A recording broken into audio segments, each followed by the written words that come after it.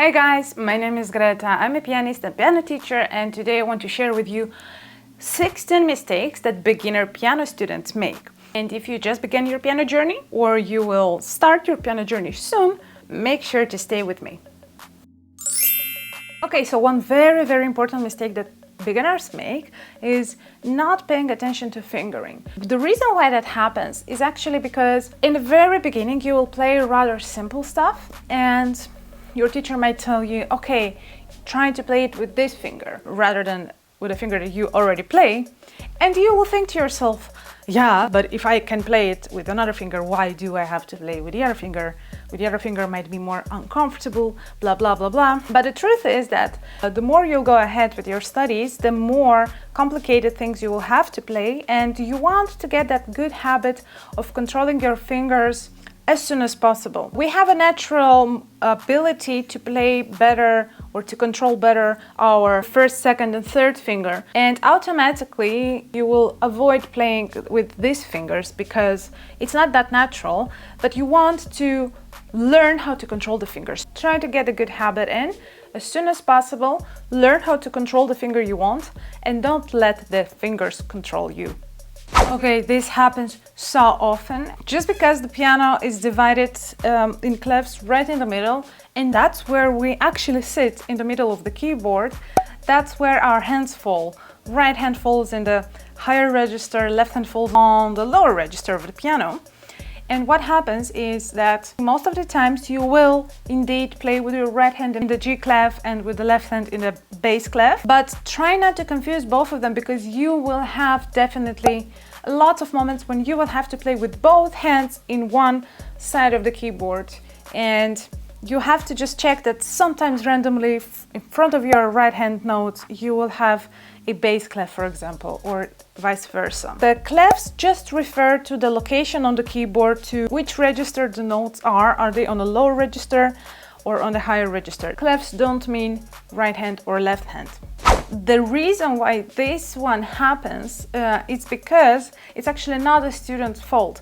The majority of piano methods are reading oriented, so you learn how to read music right away. Therefore, you don't want to overwhelm the new students with all the sharps and flats. Therefore, they start teaching only on the white keys on the C major. The truth is that this has major consequences also on a physical aspect, and it also has a big influence on our mind, because if you've played for a long period of time everything only in C major and only on white key, as soon as you have one black key you will think that this is an exception, that this is something more complicated key. I have to play now a black key. You will also assume that the more sharps a key has, the more complicated a key is, but that's not true. All the keys are the same. The distance between the steps in a tonality, it's always the same. Also for our hand, the distance between the notes in a key, in a scale, is always the same. So in fact, all the keys are the same. But you won't understand that if you play for too long in C major. Also, you might have a bad consequence by playing too long on a C major, because your hand will get used to play rather low on the keyboard. Your fingers will be very equal next to each other, compared to other scales where our fingers have to be a little bit more spread, which makes it a little bit more natural for our hand. So what you should do, try to ask your teacher, if you just started playing piano, to teach you how to play by ear simple melodies with simple accompaniment and transpose it in different keys as soon as possible. And if your teacher is giving you to play scales, insist on playing right away a different scale. Don't start with C major, start with A major or B major or E major, whatever. 2-3 black keys is the best. This one is confusing. It happens so that the majority of the sharps and flats are indeed a black key, of course, because we have more notes that become a black key. When I ask my students what a sharp or a flat mean, they say, oh, the sharp and the flat, it's a black key. But then I ask them the following question.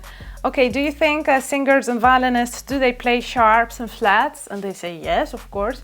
And then I'm like, but how do they know which sharp and flat do they have to play? They don't have any black keys there, right? So you don't have any black keys with a voice. And then they're confused because they don't know. Then they're like, wait, how does it work? What is actually this sharps and flats?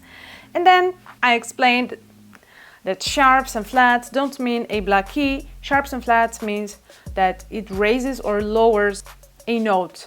So a sharp makes the note higher and a flat makes the note lower. In case of a C with a flat, it will become a B, and an F will become an E, and vice versa for the sharps. Therefore, you might ask yourself, okay, but why don't they just use a B? Why do they have to use the sharps? And then I have to tell you, it's all about harmony, so you just have to be patient until you will arrive there to understand how harmony works, and you cannot just put a random B whenever you want. Sometimes you have to use a flat. Anyways, long story short, flats and sharps don't mean black keys, it just means raising or lowering the notes. This one is a very discussed by a lot of people, as some musicians say you don't need to play scales, some musicians say you do need to play scales. What I'm about to share is my pure experience with my students, with my beginner students.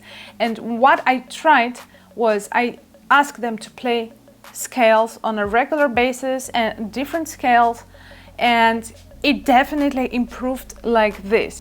Their contact with the keyboard, their hand position, their control they developed from playing the scales improved like so much that I cannot ignore and tell you that you have to play scales. And again, not just C major, all the scales, the more the better. Therefore, start immediately playing scales. Take it as a workout routine, just a warm-up routine. Take it as an investment in your other aspects of playing the piano. Another mistake beginners make is wanting to play everything fast, because playing fast is a cool thing, right? So if you play fast, it means you're good. But the truth is that many pieces are not supposed to be played fast. Also, you can play fast, but you can play unrhythmical or unstable or with a bad technique, and then it won't be the thing, you know? Everyone who plays piano for some time already knows that actually playing slow is much harder than playing fast, because you cannot rely too much on a muscle memory, and you have to actually be aware of every single note, which makes it much more complicated. So don't rush, don't think that playing fast is cool. Play everything in its own tempo like you should. Okay, the next one applies actually to everyone, not only to beginners. It also applies to intermediate and advanced pianists, and it so happens that we have to think about so many things at the same time. I know, it's hard. You have to think about fingers, you have to think about rhythm, you have to think about notes, chords, harmony, whatever, pedal. But guys, if you don't use all the other details in the music, then you're just basically pressing some keys on the piano, because you could compare it to a speech. Imagine you have a speech and you really want to make people believe you, right, in something. And imagine you just learned the text, you just learned how to pronounce each word, but you didn't work on your intonation, on your phrasing. You didn't work on which words to emphasize or which words to say more quietly. You don't pay attention to the exclamation mark, to the question mark, to the comma, to the dot. You don't give any emotion into that. So take these other things in music, like the articulation signs, like the dynamic signs, the tempo signs. Take this as expressivity that the music should have. Take it seriously, because without them, you're just basically speaking like a robot. Okay, getting frustrated by slow progress. I think everyone can agree with me that when you start learning to play an instrument, that's the moment when you start understanding how generally progress works. And you understand that progress doesn't go like this, as we expect. Okay, the more, every day you'll have more and more and more and more and better and better. No.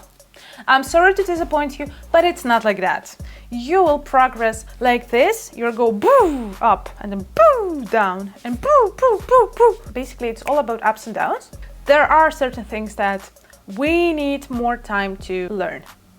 And sometimes those things, you understand logically how they work, you understand what you should do and what is the end result, but they still won't work. And you know what? That's okay. What that means is that you just need time, be kind to yourself, and give yourself time to process things, to learn things. Progress doesn't go like this, as we expect. It just goes in random ways, and just accept that and enjoy the whole process. Embrace the lower moments, embrace the high moments, and try not to get frustrated, because that will make things much worse. Practicing in spurts. Okay, I guess I don't need to explain here too much. It literally applies to everything, right? Going to the gym in spurts, it's also a bad idea. Like having a good diet in spurts, it's no sense. It doesn't make any sense. You cannot just like do something for 2 months and then for 4 months nothing, and then again for 2 months and then expect some result out of that. No. So what you should do when you don't feel like practicing, try to make your practice maybe smaller, maybe play something that is more pleasant, maybe play without, I don't know, expectation, whatever, but don't quit practicing. Keep practicing and keep the consistency. If that's 10 minutes a day or 20 minutes a day instead of 2 hours, that's also fine. It's better that than nothing. Consistency is the key here. So you know what to do now. Don't practice in spurts. Playing music of the wrong level. When you are a beginner and you just start your piano journey, you will most definitely start with very basic pieces that are kind of childish, that are kind of boring. Of course, I do understand that, but try to not skip this step, because you need to build, you need a good basics to arrive where you want to be. You just have to be a little bit patient, give yourself time, and you will be where you want to be only if you go through this phase. You have to go through this phase. What you can do, you can take a piece, for example, and that is slightly higher in level, to just have fun a little bit, you know. It should not be your main thing that you work on. You can work it on the side, you know, just without any expectation. You just work on that piece and enjoy and blah blah, but still do your basic stuff, do your level things, and then you will improve. Well, generally the pedal topic it's a sensitive topic, honestly, because it requires lots of coordination, and it happens that even professional pianists, whenever they feel a little bit insecure, they just like smash that pedal and cover everything up, you know. But that's bad, you know. Everyone knows that's bad. The pedal should not be in your face, literally, you know. So when you hear someone play piano, you don't have to hear pedal more than the rest of the notes. It should be like salt into a dish, you know, be like garlic into a dish. Too much garlic, it's not nice, you know. It should be the right amount, and the same with pedal. So take your time to learn to use the pedal correctly, and don't just press the pedal and make a big blur. It's the same as watercolors. If you put too much water, then everything just mixes together, and there's no point. So rather less pedal than too much pedal. Okay. This one literally applies to everyone. It's a constant battle that we have to do when we learn how to play, and that's how it happens. You come home, you're thinking, okay, I'm gonna practice. And then you play the piece one time, just to see what's the situation with the piece. Can you still play it or not, you know? And then, yeah, you made one mistake here, one mistake there, but then you're like, okay. Instead of going to fix those mistakes that I had, I'm just gonna play again the piece. Maybe the mistake will just disappear all by itself, you know? And guess what? Of course it doesn't disappear by itself. And sometimes, even when you make accidentally a small mistake, somehow we learn that, and you will repeat the same mistake again. Because what we repeat a lot will stick. That's a rule. Even though that's a mistake, even though you know that's a mistake, it will stick. So normally you have to have your practice split in 2 parts, and you should always be super aware of those 2 parts. First part is practicing, and another part is practicing, performing. When I talk about practicing is, I mean, go into depth into that small place where you just made a mistake and play that place in so many ways, work on that thing like a hell, fix it, and then find all the places and fix them, and then work on your scales, and then work on your etudes, and then work on your hand and on your touch separately. And then you have a practice when you're practicing performance. In there you work on what you think about when you play this part, how to focus your brain to play that well, there, you don't stop, you don't judge, you should actually react on how you play, you should actually work on listening to yourself. So try to also keep a journal, that helps, and note everything that you need to work on. Make sure that you practiced everything, and then only after that you try to perform the piece. And then after that, analyze yourself and repeat the whole process all over again. Yeah, well, I don't know what happens with our brain and why are we like that. As soon as we see a piano score, we start asking ourselves, oh my God, what note is that? Is that a B? Is that a G? Is that an F? Oh my God. And what happens is that we don't clap the rhythm, we don't find the pulsation. We just try to play the notes and we hope that the rhythm will come by itself somehow. And guess what? Even though you play right notes, it will still not sound good because the rhythm is not there. What I tell to my students always is check the rhythm first. I'm asking them to clap the rhythm first. And then when they have the rhythm in their head, then they just put the right notes on that rhythm. And I tried the experiment also with my students. So I played a piece with a super good rhythm, like the rhythm was good, but I was making some mistakes in note. And guess what happened? The music wasn't interrupted. The wrong notes didn't interrupt at all the whole piece, you know? It was still there because the rhythm was there and it was going somewhere, you know? And then I did the opposite. I was playing completely correct notes, but I was like making unstable rhythm. I was just like a little slow and then a little fast and then a little slow, but with perfectly correct notes. You guessed.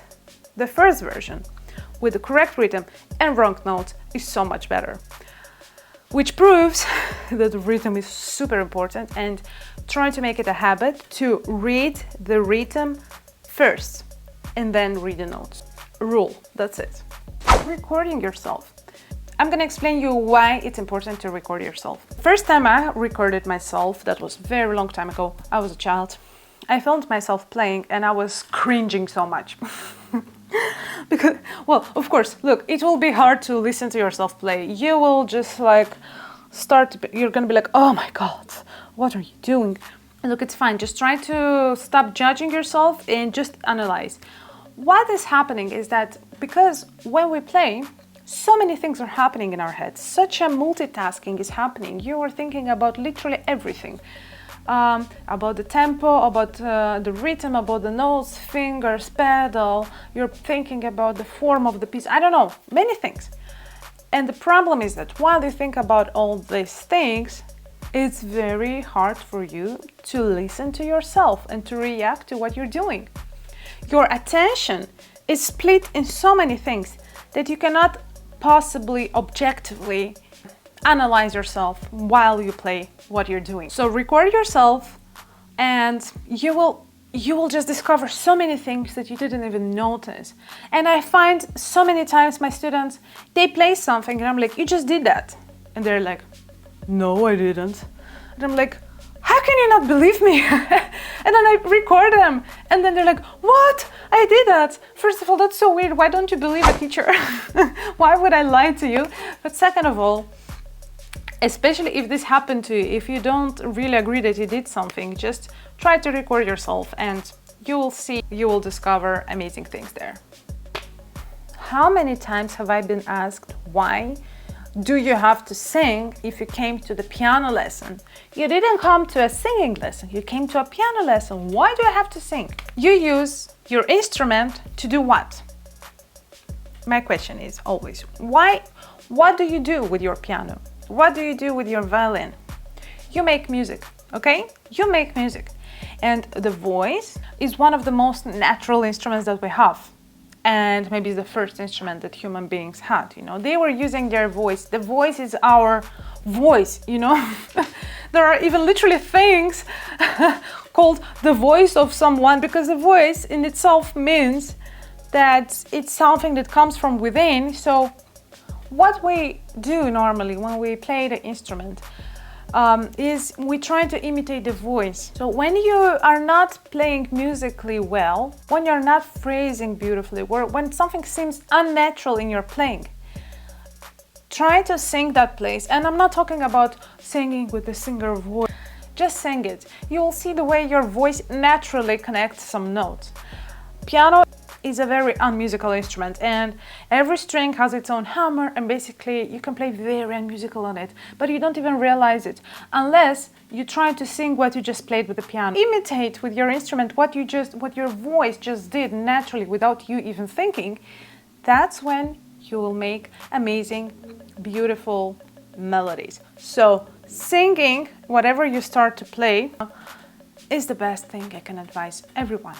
Okay, now this one, lots of people argue with whether you should have a teacher or not, and where they ask me, why do I have to have a teacher if I can learn to play piano online, on YouTube, on all these apps, and so and so. These questions normally appear out of lack of knowledge of what literally playing piano means. Playing piano is a super complex, and generally playing an instrument, not only piano, is a super complex procedure. It's a super complex skill that requires a lot of thoughts and a lot of analysis and a lot of self-analysis. And when you don't know anything about it, then you cannot teach yourself that, because you don't know anything about it. And it also involves lots of physical activity, which again, it's very obvious to me because I'm a teacher, but sometimes it's not obvious to beginners why it's important to have a teacher. I see students come and right away they start playing piano with this position,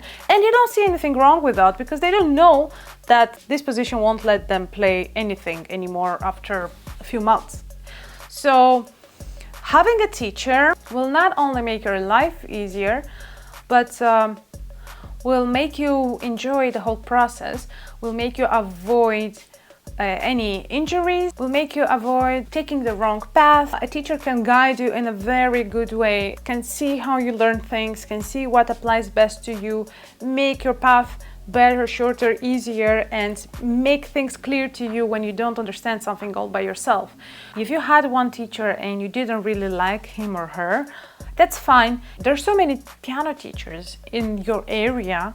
I bet there are too many, and you can find the piano teacher that fits you, that you can have a contact. It's very important to have a contact with the piano teacher, you know, because it's all about the human interaction anyways, eventually. So my advice is that even though you started maybe playing all by yourself, you will get to a point where you will need a piano teacher, and just to do that sooner than later, because fixing some wrong things will be a nightmare. We all know that fixing something is it's crazy. Fixing something wrong is just terrible. So try to avoid fixing wrong things and go right away to a piano teacher as soon as possible, just to make sure that you're doing things right. Okay guys, that was it. I hope you found all the information useful. I hope that I helped you in some way to make it clear for you what to avoid when you start your piano journey. If you have any questions or remarks or comments on this, I welcome you to comment down below. Please subscribe to my YouTube channel. It's a new channel. I'm planning to add lots of other content soon, so make sure not to miss anything. And if you have an idea of new videos or you have some questions, then let me know and I will cover that in my next video. Bye for now.